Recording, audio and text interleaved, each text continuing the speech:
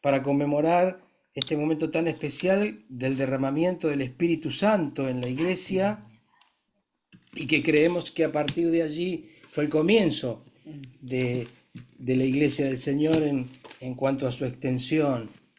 Vamos a, justo la pastora Alcira mencionaba algo respecto de lo del domingo pasado, que hablábamos de la vid y los pámpanos, que hablábamos de permanecer en la palabra de Dios. Dice, permaneced en mí, mis palabras en ustedes, y pedid todo lo que queráis y será hecho. Y hoy leía la pastora la otra parte que tiene que ver con permanecer en el amor del Señor. Ahora yo me pregunto hoy, verdaderamente usted y yo, cuando le pedimos al Señor, ¿nos responde todo lo que le pedimos? No, todo no. ¿Cuánto hace usted que está pidiéndole cosas al Señor? ¿Hace mucho? Sí. ¿Hace poco?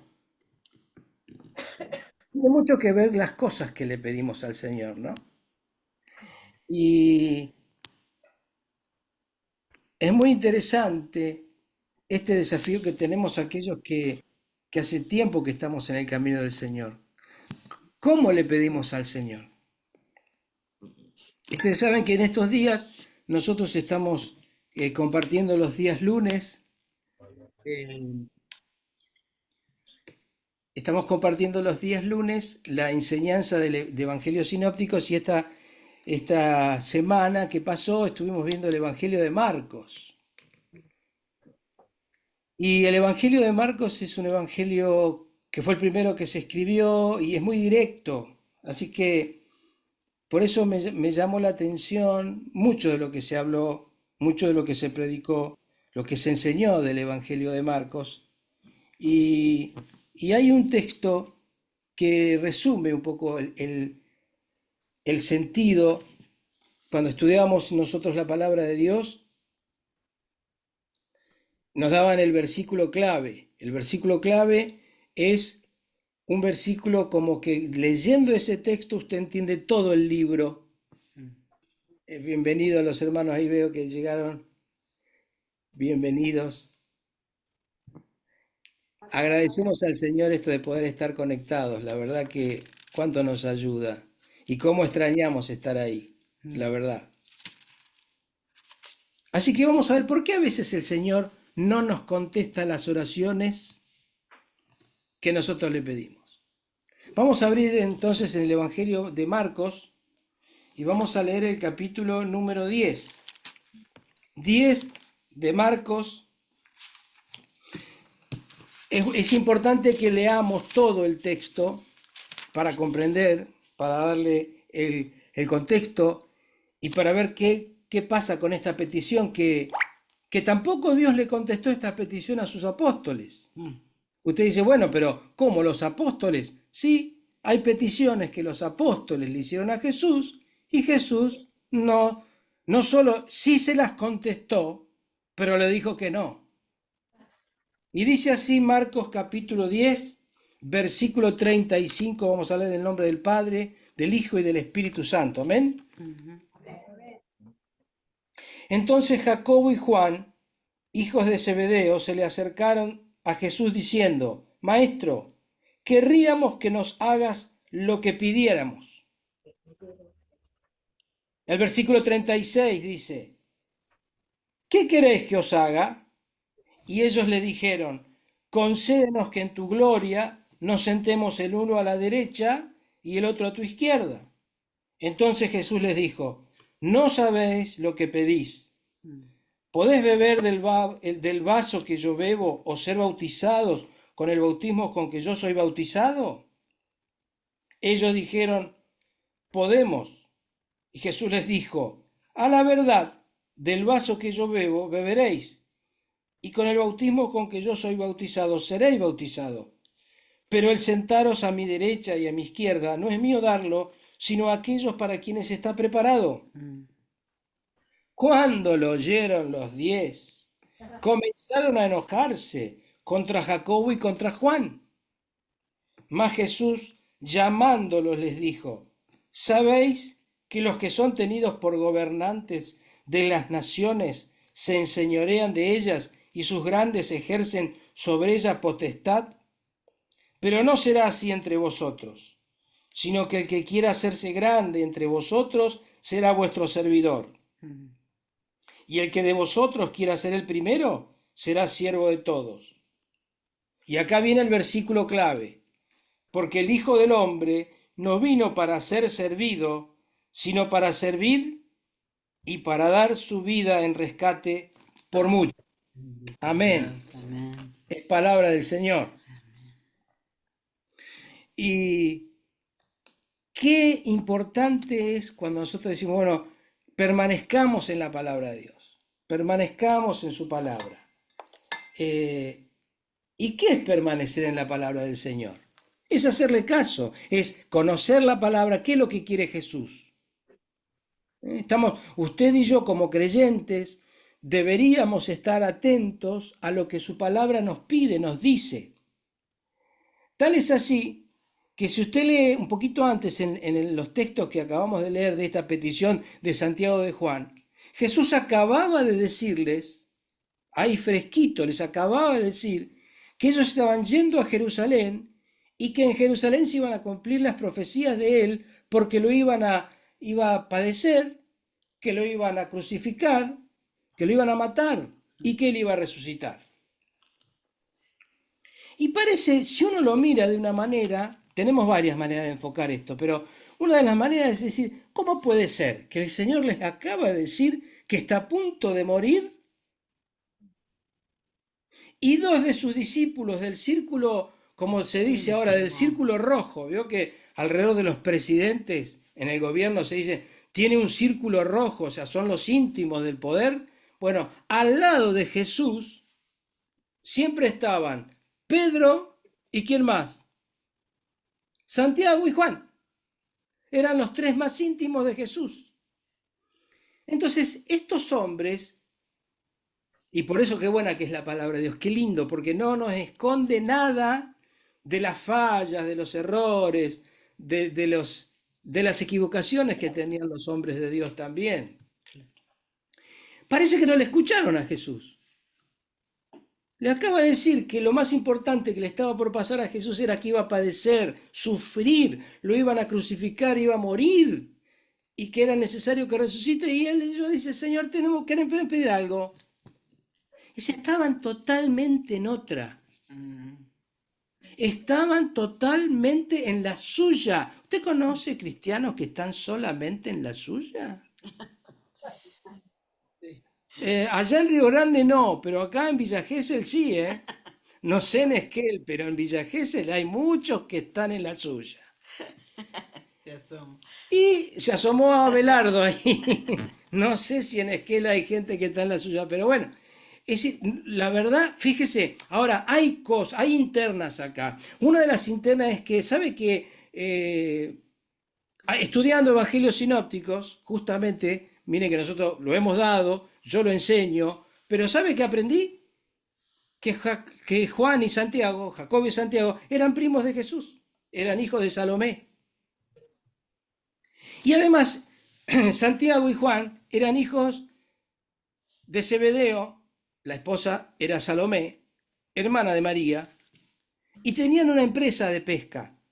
Ahora, no eran pescadores sencillos como era Pedro. Entonces, como que ellos tenían gente a su cargo y en alguna medida sentían que como ellos tenían cierto poder, también podían hacer lo mismo con Jesús. No sé si les suena, ¿no? Hay un dicho que dice, el que tiene más quiere. Y es natural en el ser humano tener esa necesidad de seguridad.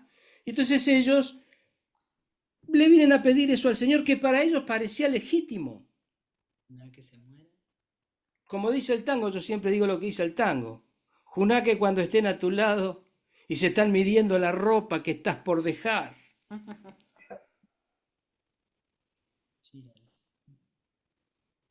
A Jesús lo estaban midiendo a ver que ellos querían estar al lado de su gloria. Querían tener más poder. ¿Pero para qué?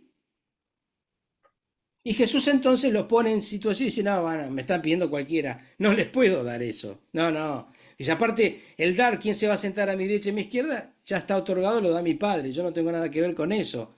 Pero ustedes no saben lo que están pidiendo. Dice, ¿pueden beber de la copa que yo bebo y del bautismo que yo voy a ser bautizado? No estaba hablando del bautismo en agua, No. no estaba hablando del bautismo en el Espíritu Santo, estaba hablando del bautismo que Jesús iba a ser bautizado en el sufrimiento. Y ellos muy lejitos sí, podemos.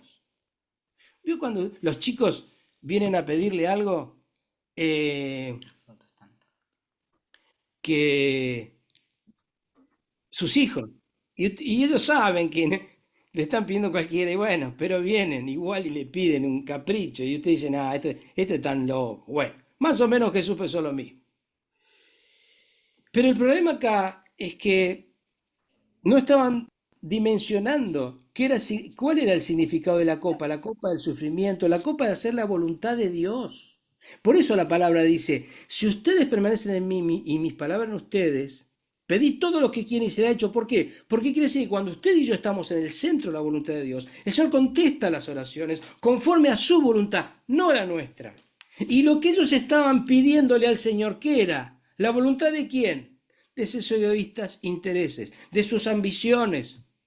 Por eso la motivación siempre, hermanos, para todo lo que hagamos en el camino del Señor tiene que ser motivación de amor. Pregúntese usted, ¿por qué hago lo que hago? ¿Por qué hago lo que hago para el Señor? ¿Lo hago para que me vean? ¿Lo hago porque mi obligación? ¿Lo hago porque si no, qué dirán? ¿O lo hago por amor? Él iba a ser bautizado en un bautismo de sufrimiento y de muerte. Y de hecho, Jesús le profetizó. Santiago fue decapitado por Herodes. Fue el primer pastor de Jerusalén y le cortaron la cabeza por ser cristiano. Así que el bautismo de sufrimiento lo tuvo. Juan tuvo su bautismo de sufrimiento estando preso en Patmos, cerca del año 100 ya, fue el apóstol que último murió, pero que también tuvo muchísimos sufrimientos.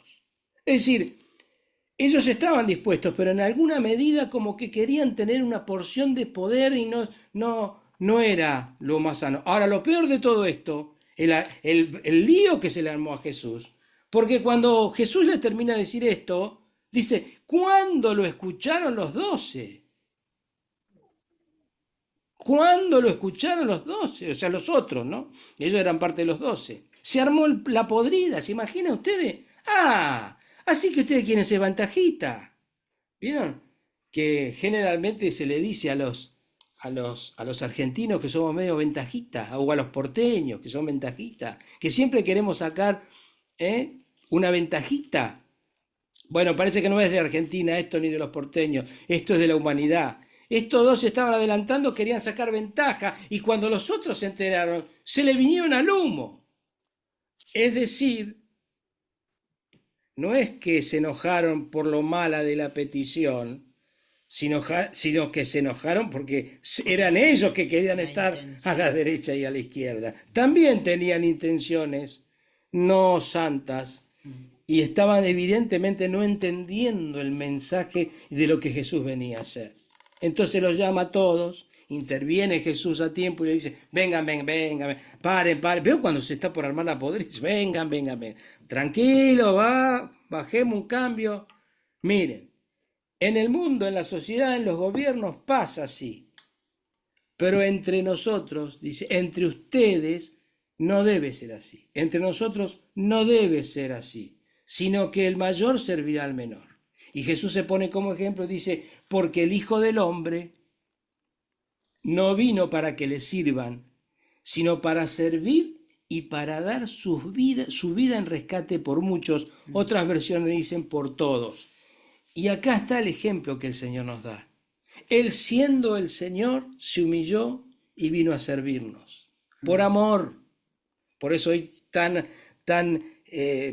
justa la palabra de que permanecemos en su amor, y si permanecemos en el amor del Señor, su palabra permanece en nosotros, su espíritu nos ayuda a permanecer en su amor, pero que todo lo que usted y yo podamos hacer en la vida sea una motivación genuina de amor, amor al Señor y amor al prójimo, amor al Señor y amor a nuestros hermanos, amor al Señor y amor a la iglesia. Amén. No por egoístas. Pablo dice, algunos predican a Cristo por envidia, por vanagloria, por ganancia deshonesta, pero otros predican por amor, otros sirven por amor. Y que el Señor en esta tarde especial de Santa Cena, ustedes allá, los hermanos en Esquel, nosotros aquí, que agradezco nuevamente poder hacerlo, aún a través de este medio. Me pasaba lo mismo ayer cuando estaba con los hermanos reunidos de Comodoro Rivadavia, que les dije, les mandan muchos cariños, muchos saludos. Es como que uno se quiere partir y querer estar allá y atravesar las distancias y estar presente, pero por lo menos podemos hacerlo de esta forma y agradecemos al Señor por eso. Entonces, quiero convocarles, que no es la fama, no es el poder, no son las posesiones, no son lo que dirán.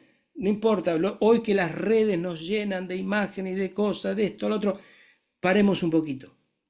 Lo más importante es que la motivación sea la misma motivación que tuvo Jesús, que vino, se hizo siervo por amor a todos nosotros.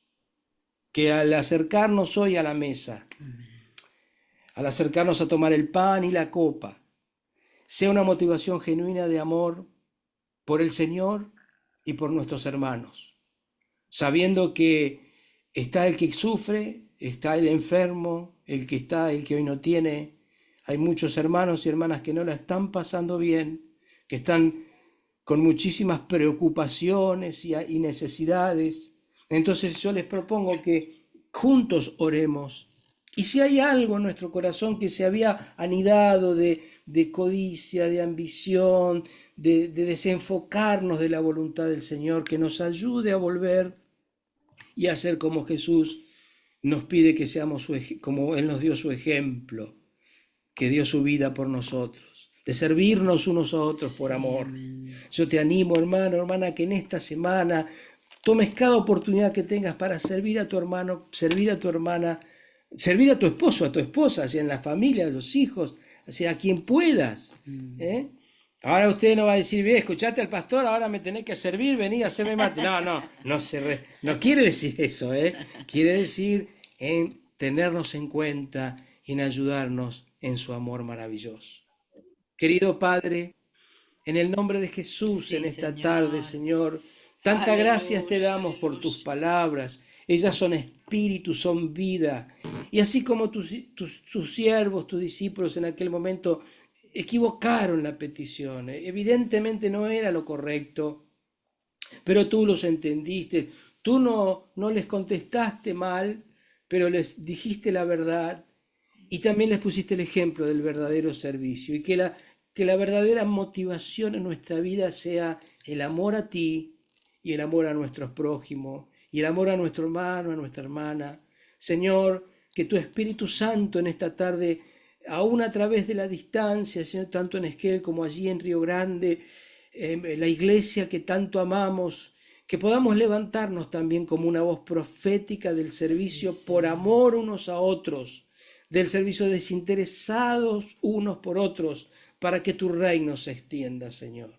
Y así veremos también que estas peticiones que seguramente todos hemos traído hoy a tu presencia, esas necesidades que tenemos, por aquellas personas que estamos clamando y pidiendo, tú vas a contestar, Señor, porque no estamos pidiendo conforme a nuestra voluntad, sino conforme a tu buena y agradable y perfecta voluntad. Te lo pido, Señor, y te lo agradezco en el precioso nombre de Jesús, y que tú bendigas a tu iglesia, Señor, por Cristo nuestro Salvador. Amén. Y amén.